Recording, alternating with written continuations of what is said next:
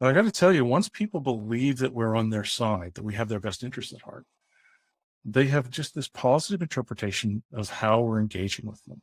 They're willing to give us the benefit of the doubt. Bring out the talent. Bring out the talent. Bring out the talent. Welcome to Bring Out the Talent, a podcast featuring learning and development experts discussing innovative approaches and industry insights. Tune in to hear our talent help develop yours. Now here are your hosts, TTA's CEO and President Maria Melfa and Talent Manager Jocelyn Allen. Hi, Jocelyn. Hi, Maria. It's excited to be back again. I can't believe it. I'll tell all our listeners I was on mute. I wonder if anybody has ever experienced that before on Zoom. That's a joke. Nobody. It's just me. Okay, so we're very excited about today's episode on a very important topic. So let's get started.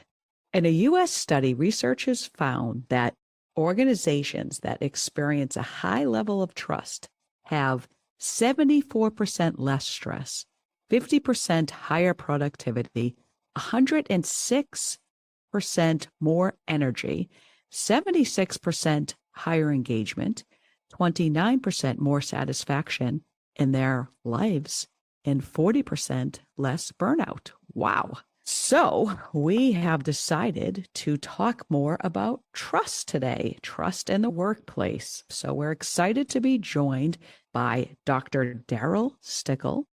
Darryl is one of the world's foremost experts on trust. And today we explore his revolutionary blueprint for developing trust within leaders. Dr. Stickel has devoted his career to understanding trust, what it is, how it functions, and how to increase it. He wrote the book, Building Trust, Exceptional Leadership in an Uncertain World. Additionally, Darryl holds a PhD in business from Duke University and wrote his doctoral thesis on building trust in a hostile environment. After leaving McKinsey in 2001, Darryl founded Trust Unlimited. His clients have included financial services, telecom companies, technology companies, worked with many families in the Canadian military and Afghanistan. He is also a professor at the Luxembourg School of Business, teaching in the MBA program and their executive education program. Wow. Welcome, Darryl. Thanks. It's great to be here. Or shall we call you Darry? That's an inside joke of all of us, but Dairy semicolon. Yes. It's like an umlaut or something. Exactly. So welcome. We're very excited to talk with you today. I'm pretty excited to be here. I got prepared as best I could. I think I did a push-up, so I'm ready. Excellent. More prepared than us already, because I don't think we've done one. And well, I mean, I can't speak for Maria, but I haven't done a push-up in a long time. So good on you, Darryl.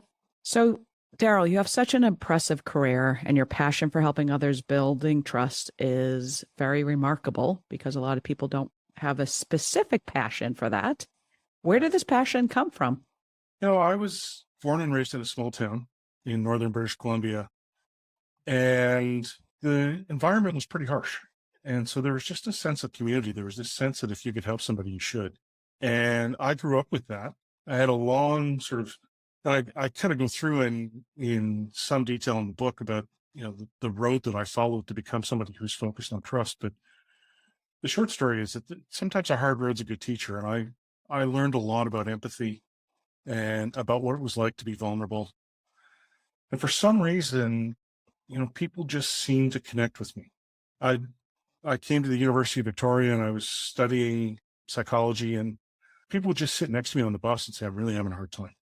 Or cab driver would just sort of randomly start opening up about his life. And so, I thought, if this is going to keep happening, maybe I should get paid for this. And so I started to dig deeper and try to understand what it was that allowed people to open up to me. I started working on crisis lines, working with troubled teens, families in crisis. And I was headed towards becoming a clinical psychologist. And then I realized that a lot of the folks I was working with they were stuck. And it had taken them a long time to get there. It was going to take them a long time to get out, if they ever did. And even if you could see a path forward for them, they just couldn't get from A to B. And so I shifted streams and was working in public admin in native land claims here in British Columbia. And they would ask me these deep philosophical questions like, what is self-government? Or what will BC look like 50 years after claims are settled? The last question they asked me was, how do we convince a group of people we've shafted for over 100 years they should trust us?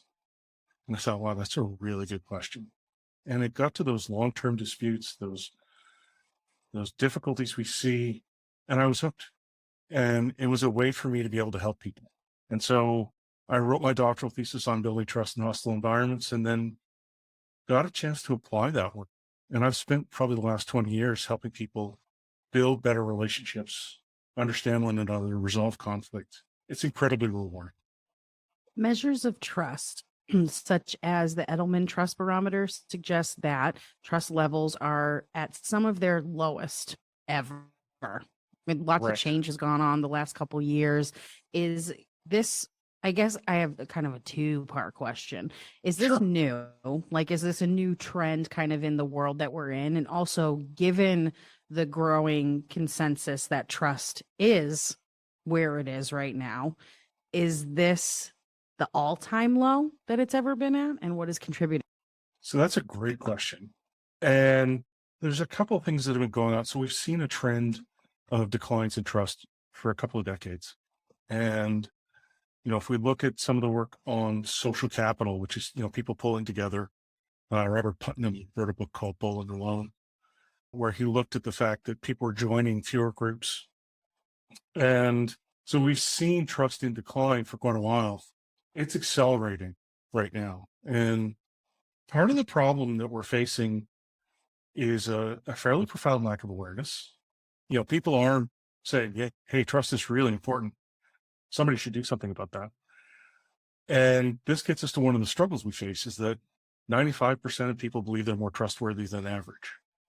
Now, that isn't just statistically impossible. It's also kind of damaging, because every time someone sees a trust problem, they think, well, that somebody should get on that. And they don't realize that they play a role. The biggest gap we see for leaders is between how much they believe they're trusted and how much they actually are. And, when I walk through some of the elements of the model that I've developed, I'll always get at least a few leaders in the room say, well, I do all those things. And the problem is that me saying I'm trustworthy carries a lot less freight than if you said I was trustworthy.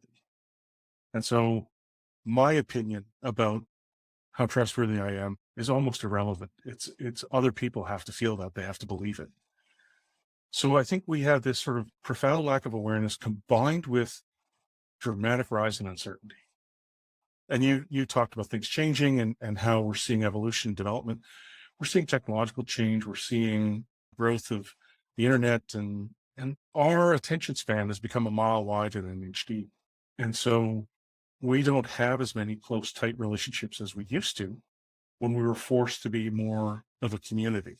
Just going to ask about that, because when we're talking about the decrease of trust and how much we do not have as much human interaction as we did before, especially like face-to-face, and social media basically taking over our lives, and certainly the younger generations, because I'm like 95, so I didn't have technology back then.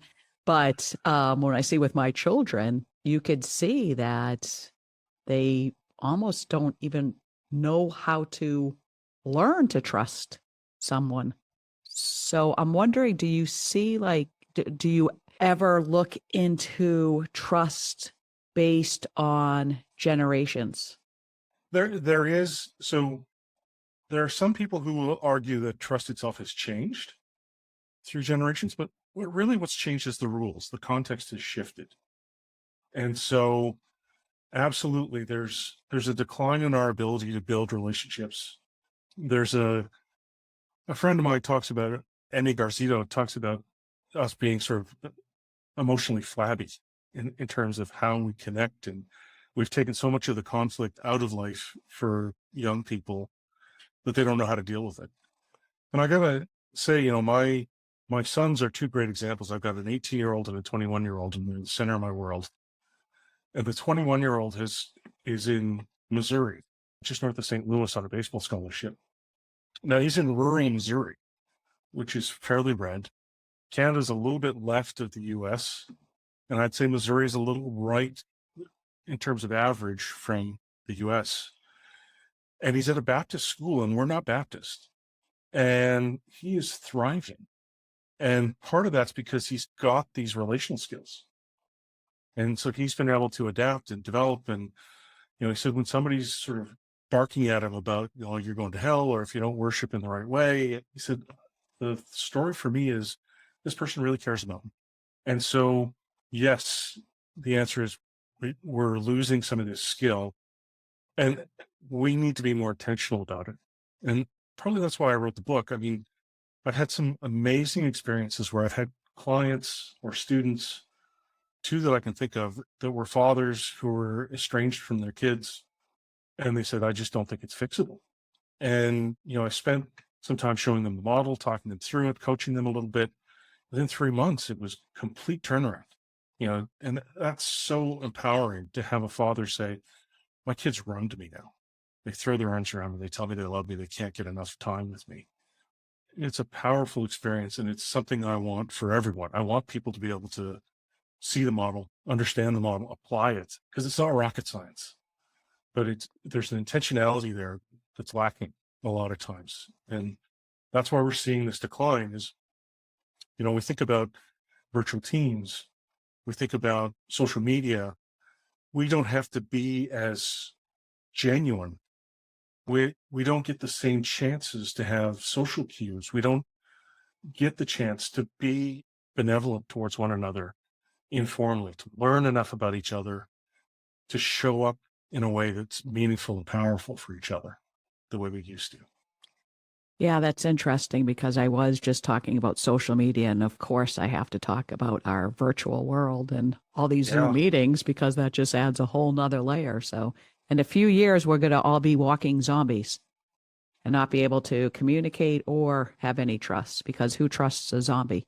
Well, this is exactly it. And when we're doing these Zoom meetings, we get so focused on tasks, right? We don't take the time to get to know each other, to care about one another in a way that we could. I mean, you've given me a few bits of information. You've got a dog, you've got kids, you're in Boston, not close to the harbor. And so there are cues that I can pick up if I'm paying attention, where I can start to steer my responses in a way that has meaning for you, that engages you.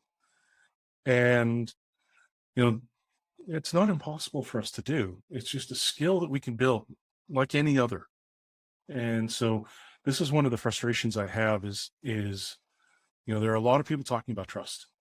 And they're talking about how important it is and how much it matters, but they're not talking about what to do about it. And, I was doing some work with a large multinational corporation, and they said, trust is really important to us. We measure it. And, their measure was terrible. It's like one question, hey, do you trust your manager? Setting aside the fact that they hadn't defined what trust was, or so they didn't have a shared understanding, and they were measuring it using a different scale than they used for everything else. And there's all kinds of problems with it. But they said, hey, if somebody's not doing well on that, we tell them, hey, you're not doing well on the trust thing. And I said, and then what? Well, we tell them they need to sort that out. How? Well, we don't know. And so they're starting to, and this is a company that's sort of more towards the leading edge of some of that stuff. They're actually trying to measure it and saying it's important. But when somebody falls down, they offer them no support or help to pick them up again. And so that's the frustration I have. I worked with a leader. It was at this company, and their trust score was 13 out of 100. And they said, okay, so we want you to work with this person. It took 3 months. We had conversations, a little bit of coaching. She was fantastic. She's a great leader, just not communicating the way that she needed to. And then we showed the model to the team, and we started using a shared vocabulary. And 3 months later, they redid the assessment, and she was at 80 out of 100. And now she routinely gets 100. So it's a skill that we can all build. Now, this brings us to I want to ask like a real simple question first. Do you find, are people's trust issues, we'll call them, tend to be related to like past experiences? Absolutely. There's a strong element of that. If I've been burned before in a similar situation, that distrust may generalize. If I've had a bad experience with an organization, we interpret the world through stories. And it may be our own story, it may be somebody else's, but we look for confirming evidence in that story. And so as we're working our way through the world, if we've got a negative story, we'll find reasons to confirm that. So let's And call so- that kind of like what you talk about in your book, where some people, like everybody has the ability to trust, but not everybody is great at it. Like simply put, right? So Right. let's say you're one of those people who's been burned before and is kind of going off of history repeats itself, and you're not great at trusting people. Like Right. they're doing all the right stuff, and it's just like, even doing the right stuff, it's like, what is the ulterior motive? Like I've been that Right. person before where I'm like, you're trying too hard. What, right? So let's play devil's advocate for a second. Like, how do you build trust? Like, how do you create that trust within yourself for the other people, and then teach the other Right. people how to build it for you? Right. So that's a fantastic question. And I guess my question, are you feeling that for me right now? No. Okay. So it's possible for you to have interactions where you're somewhat comfortable with folks. And it's Correct. so how do we generalize that? And part of this is that story we've got in our heads. Are people going to hurt me? How am I vulnerable? Right. And so trust for me is a combination of uncertainty and vulnerability. We ask ourselves two fundamental questions. The first is, how likely am I to be harmed, which is perceived uncertainty. And the second question is, if I'm harmed, how bad's it going to hurt, which is perceived vulnerability. And then we each have a threshold of risk that we're willing to tolerate. And so it's uncertainty times vulnerability gives us a perception of the risk that's involved. And there may be a couple of places where you're more sensitive. So you may perceive vulnerability higher or more intensely than others do, which makes it harder to get through those first initial stages. Or your threshold may be lower than other folks. Now, some research tries to think about how we move that threshold. And I hate that idea, because that means we're making people more trusting than they're comfortable with. And we've had experience, we've done a lot of research on that, getting people to make decisions that they later regret. It's called alcohol. And so my preference is to understand how I make you more comfortable, how I understand how you're vulnerable, and we steer away from those until the uncertainty goes down enough that you're comfortable opening up to me. And part of this is the story that we have. So your story of me is, okay, so I'm not as vulnerable to Darryl because there's people around and he's over in Victoria, Canada. He'd have to take several flights to get anywhere near me. And he's legally blind. No way this guy finds me. So I'm not vulnerable to Darryl.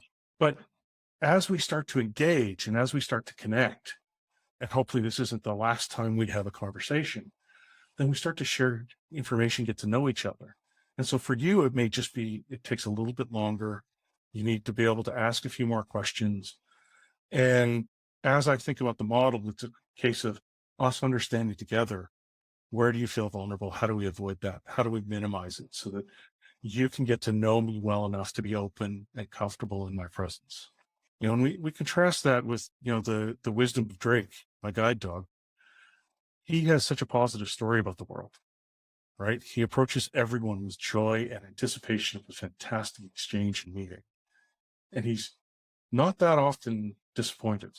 And so in part, if it becomes debilitating, if this fear or this inability to trust becomes so debilitating, then we need to start looking at what the story is that you have of the world. And how do we start to slowly change that story? So for my sons, I believe in having a relentlessly positive story about them. And it doesn't mean that I don't give them feedback and that I don't talk to them about mistakes that they've made and those kinds of things, but I start from a positive place. And I try to help them develop a positive story of self so that they're more resilient in the world, so that they can go out and take risks, make mistakes, and know that there's a safe harbor, that there's somebody who's always on their side. So in the workplace, how do you help managers develop trust with their employees, especially if they don't already have it? Yeah, so that's a good catch. The relationship between parent and child is different than the one between manager and subordinates. Not completely, but there is a difference there. And you've got, you know, a wide range of folks. Partly it stems from intentionality and a clarity of communication. that I find we're kind of lacking. And a lot of times when I work with folks, I'll say, who do you trust? And they'll give me a list of examples, close personal friends, relatives, parents. So those tight, close personal relationships. And then when I flip the question and say, who trusts you? There's this long pause. And then they'll go, well, maybe the same people. And then they'll say, well, how would I know? How do I know if somebody trusts me or not? And for me, it comes from the definition. Trust is the willingness to make yourself vulnerable when you can't completely predict how someone else is going to behave. And so if I'm a leader, if I'm a manager, and I start asking myself, do my employees trust me?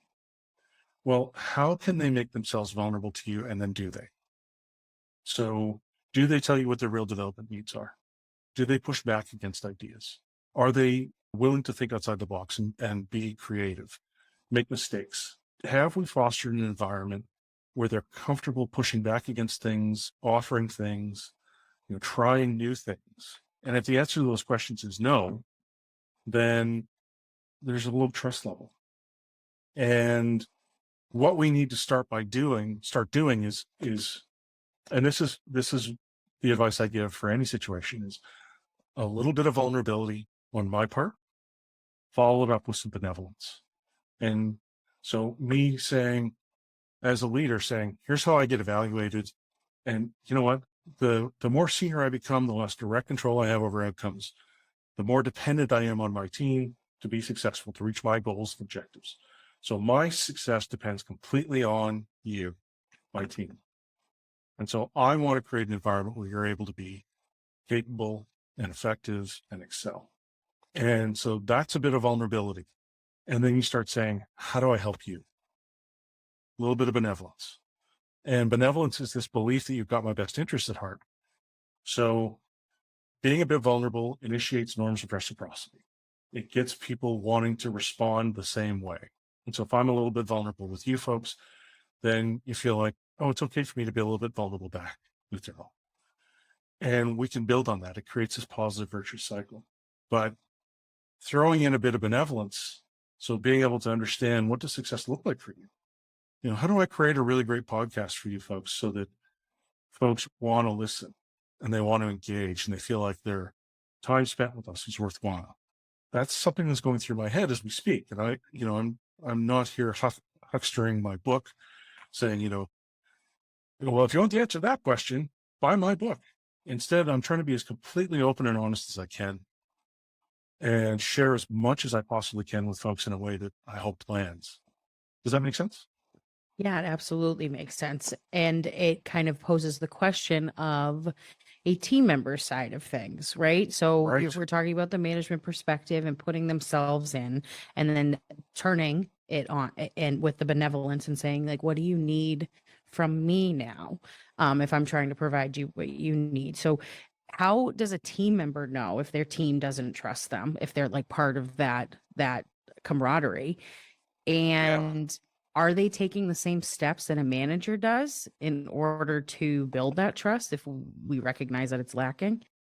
There's an element of that. And part of this is, having conversations about trust can feel awkward and it can feel fuzzy. But once we've got the same vocabulary, it gets easier. And so I was working with a senior leadership team, and after we'd worked together for a few months, some of them were saying, oh, we don't need this. We don't trust each other. After a few months, they said, actually, we just kind of like each other. We don't really trust each other. We've come to realize that we're not comfortable asking for help. We're not comfortable, revealing our weaknesses to one another. We're not comfortable sharing resources and collaborating in a way that creates mutual interdependence. And so for teammates, it's really a case of starting the conversation. And part of what I do is create templates, because I had one of my clients say to me, how do I even start? And so partly it's, it would look something like this. It would be, I was listening to the Bring Out the Talent podcast. And, I thought it might have been a bit of a misnomer because they had this guy, Darryl, and I'm not sure where the talent was. But we were having this question about trust. He was talking about trust. And I found it really interesting. And the other person would say, well, what did he talk about? Walking across hot coals or falling off things or blindfolds? No, he was talking about the way people actually decide to trust. And he said there's these elements of uncertainty and vulnerability involved. And it had me thinking, what are the vulnerabilities that we have to each other as colleagues? Because your success partly depends on me and me delivering. And my success absolutely depends on you and you delivering and us working together to reach shared goals. And sometimes we have projects we do together and all those kinds of things. So there's this interconnected nature of our relationship. Yeah, I guess so. Well, so then what are the uncertainties? Like you've worked with me for a little while and you know what my background is, but what do you know about me? What are some of the things I could tell you to make you feel more comfortable? What are some things I could share with you? And now all of a sudden we're having a conversation about trust. And so we're making it transparent. We're making it more open. And so for each of the, I talk about 10 levers in the book. For each of the levers, we give examples of here's how the lever works. And now here's a way to pull it. And so helping people think about trying different things, exercising different muscles. Because you talked about us all being able to trust people, but we all have the ability to build trust as well. And some are better than others. Those who aren't very good have a lever that they pull, and they pull it over and over again and just hope it lines up. Those who are better have multiple levers. And those who are really good have multiple levers and they know when to pull which one. And so fundamentally what I try to do is help people move along the continuum, exploring more levers, practicing, and we'll give people questions that they can ask around, say, benevolence is one of the levers, showing that I care about you and what works for you and what success looks like for you. So I start trying to pull that lever. And then I try to be transparent about it. So I was role modeling a bit of that earlier, right? Where I say, this is what I'm trying to do. And here's why I think it's benevolent. And maybe you do too. But what's really powerful is if we start having those conversations. And so if we were going to have a conversation about benevolence, I would say, so this Darryl guy, he was talking about benevolence, having someone's best interest at heart. And I think I do that, but it doesn't seem to land all the time. Have you ever experienced that? And almost everyone has experienced that. So the other person will go, oh God, yes, I did this, and I was trying to do the right thing. And then you say, well, have you ever had someone really have your back? Have you ever felt like someone was really on your side, that they're really benevolent? Yeah. Well, what did that look like? What did they do? And now I'm getting hints about what benevolence looks like for you and how I can show it to you. And then I'm able to say, I'm narrowing the funnel still more. And I say, what would it look like if I was benevolent to you? What does success look like for you? And how do I help you get there? And I got to tell you, once people believe that we're on their side, that we have their best interest at heart, they have just this positive interpretation of how we're engaging with them. They're willing to give us the benefit of the doubt. I love that.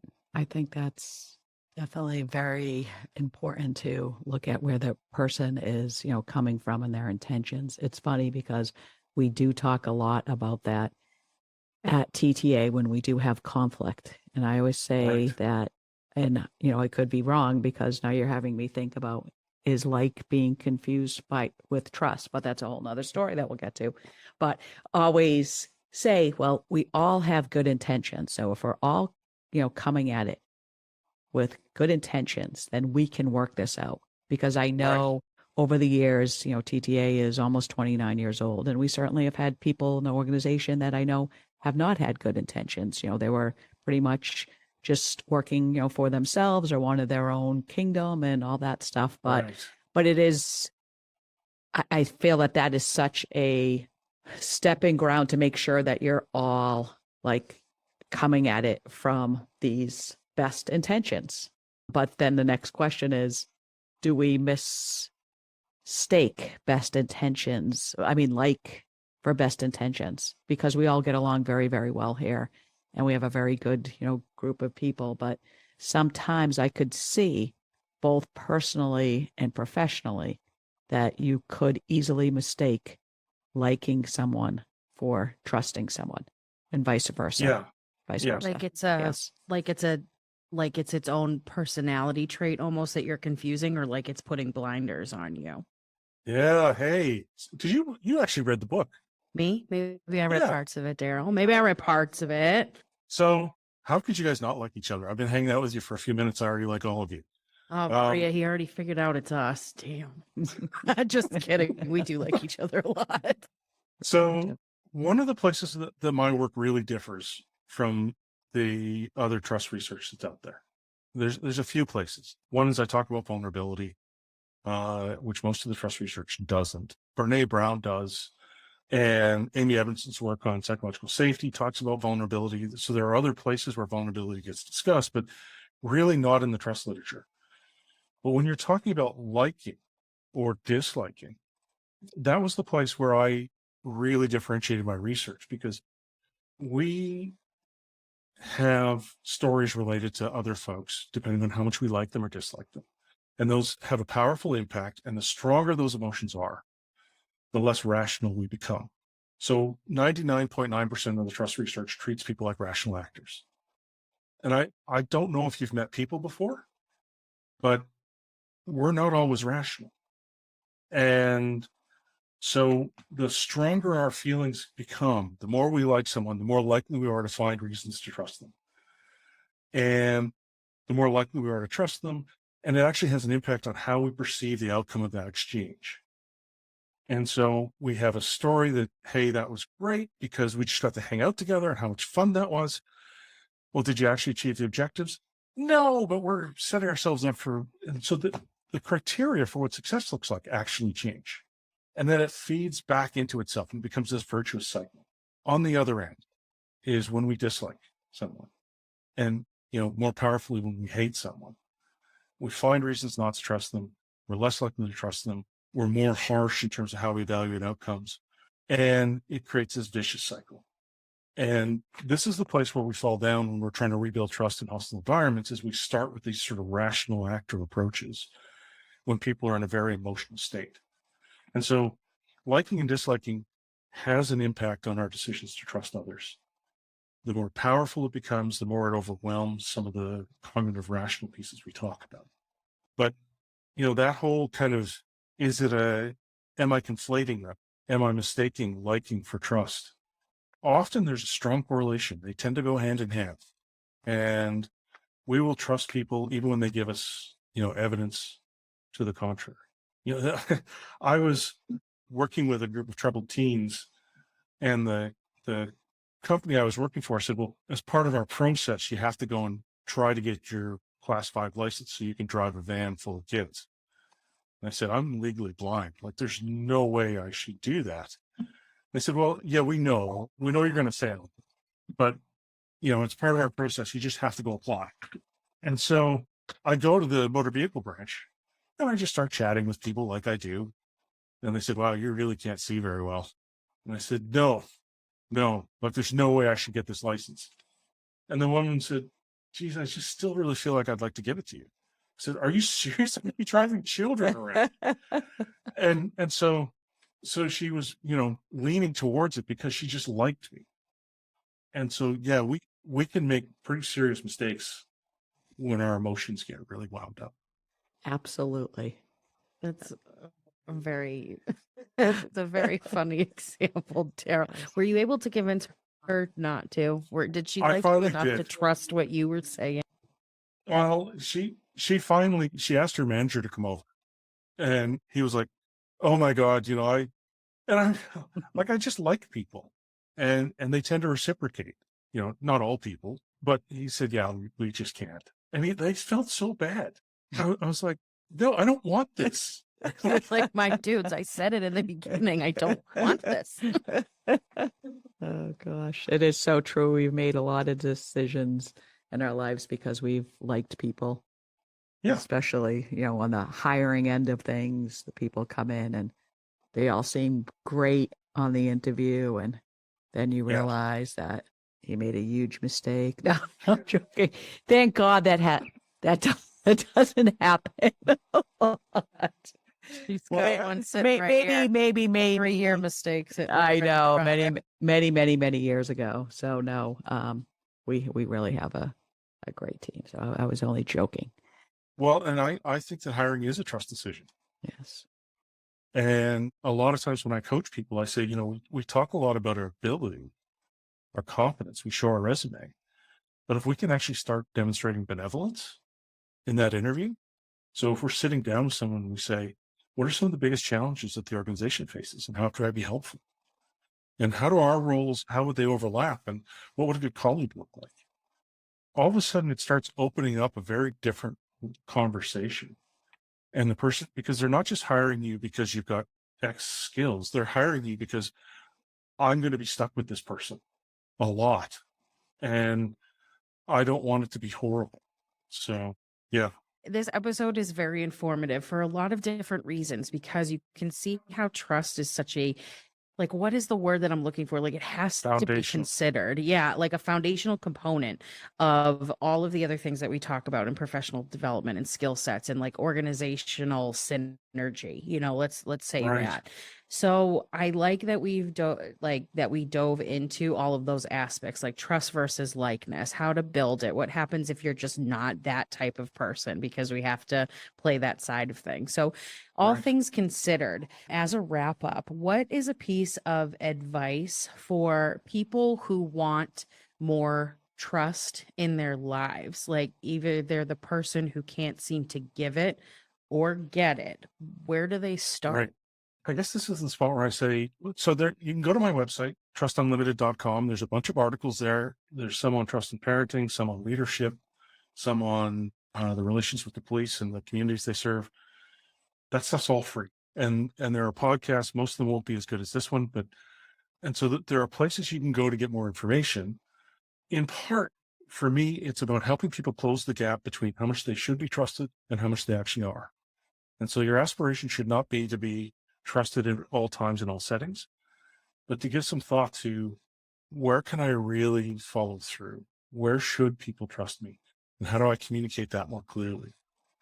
And as I said before, the start is make myself a little bit vulnerable, not completely, because that scares people off, right? If I said, well, are you single? Do you want children? The other person sitting there thinking, I'm not ready to reciprocate that level of vulnerability yet, right?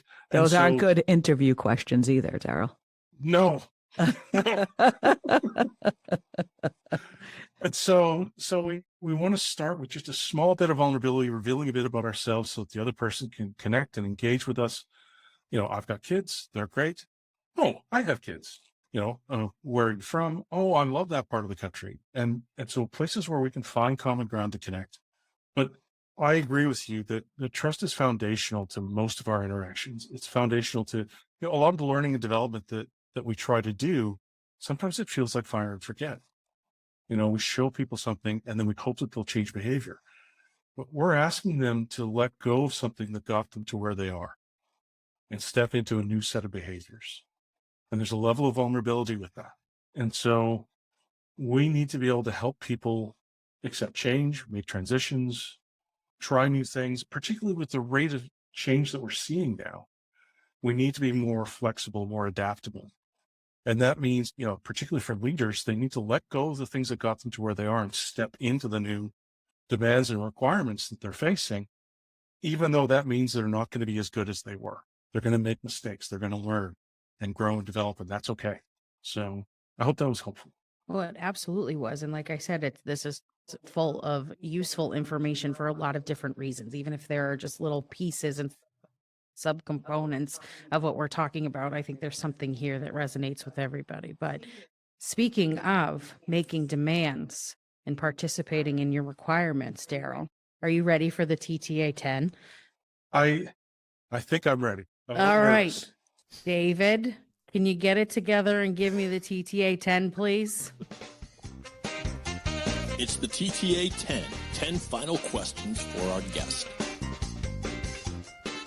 I joke, I kid, David. You were fantastic. And Darryl, you are about to be fantastic as well. So as we discussed before we started recording, the TTA 10, I got 10 rapid fire questions for you. They're all fun. Answer them as quickly as you can. The goal is to do it in 90 seconds or less, and we'll see what happens at the end when we have the final verdict on the clock. Are you ready? I'm ready. All right, David. Countdown on the clock, please. Yes, Jocelyn, as usual, 90 seconds on the TTA 10 clock, and the clock starts now. All right, Darryl, what is the best concert you've ever been to? Tom Cochrane and Red Rider. What was the last book that you finished? My own. Which game would you want to play as a contestant on The Price is Right? Oh, Plinko. No skill involved. Late night comedy or morning show news? Late night comedy. What is 15 minus 4? 11. Finish this phrase. Go big. Or go home. What is the most valuable piece of advice you've ever been given? Don't stick your tongue in that. What is your favorite breakfast food? Granola bars. Name one of Dorothy's friends from The Wizard of Oz. Toto. And where is the best place to get poutine? Oh, it's in Montreal. Montreal. All right, good information to have. David, timing on the clock, please. That was 10 questions. Well, as we know, the threshold is 90 seconds for Darryl to be declared a winner, and it wasn't even close. 1 minute and 15 seconds. Wow, blew it out of the water. Well done, my friend. And of course, Darryl joins us from beautiful British Columbia, Canada today. The left coast, the Pacific province, and the Great White North just got a little greater today because he is the TTA 10 champion. Darryl, you may share this wonderful news with other famous British Columbians like rocker Bryan Adams, actor Michael J. Fox, and Pamela Anderson, whatever she is these days. You've made all the Darryls, and perhaps the Darrys too, on the planet proud. Former slugger Darryl Strawberry, golden-throated man-eater Darryl Hall, lovable hick Darryl from the Canadian comedy Letterkenny, which I enjoy, and, of course, Darryl from The Warehouse on NBC's The Office. We know it's all about trust with you, Darryl, so trust us. We're impressed. Today, we stand on guard for thee, Darryl, and in the words of your dog Drake's namesake, you're the... Oh, there was supposed to be a censor beep in there. You're the best. You are, Darryl, a TTA 10 champion. Congratulations. Yay, Darryl. Woot, woot. That was fantastic. Another killer outro, David. David, you're getting better and better each one. I mean, it's... Oh, Darryl, Oh, you good. are hilarious. Yes. Thank you Fantastic job. very much. I loved hanging out for- with you folks. It The was episode was a awesome. lot of fun, and the TTA 10 was great. That I'm going to tell everybody about that. Like, don't stick your tongue in that. That has got to be the best answer we've ever gotten.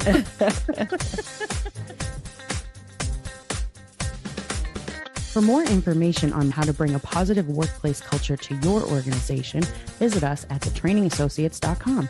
We'll see you later.